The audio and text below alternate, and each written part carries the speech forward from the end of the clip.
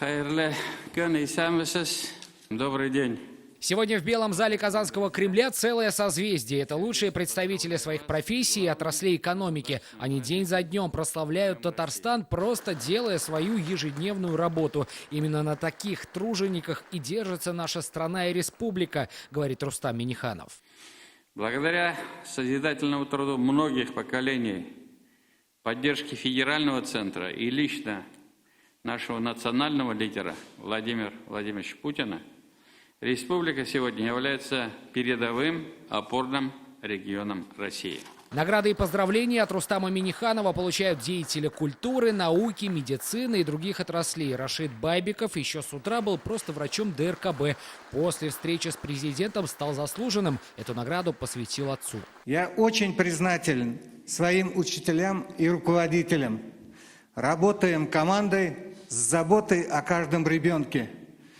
И позвольте в этот юбилейный год посвятить эту высокую государственную награду память своего отца, ровесника нашей республики и участника Великой Отечественной войны. В этом списке за наградами как бойцы невидимого фронта, врачи, энергетики, нефтяники, так и звезды эстрады. К примеру, Салават Фатахетдинов своими песнями о любви к Татарстану завоевал не только уважение зрителей, но и орден за заслуги перед республикой.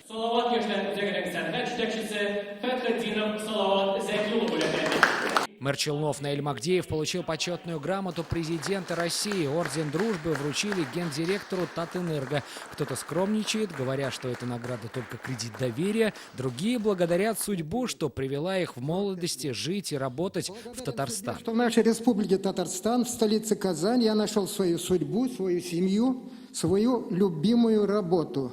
И все свои знания, умения и навыки передаю детям. Всего государственные награды Российской Федерации и Республики получили 19 татарстанцев. Сергей Хайдаров, ТНВ, Казань. Наша рука помощи вашему бизнесу. Антикризисные предложения. Телефон 843 5 705 100. Көтелмәгән кунак көттөреп кенә интернет челтәрләренә дә килеп җитте.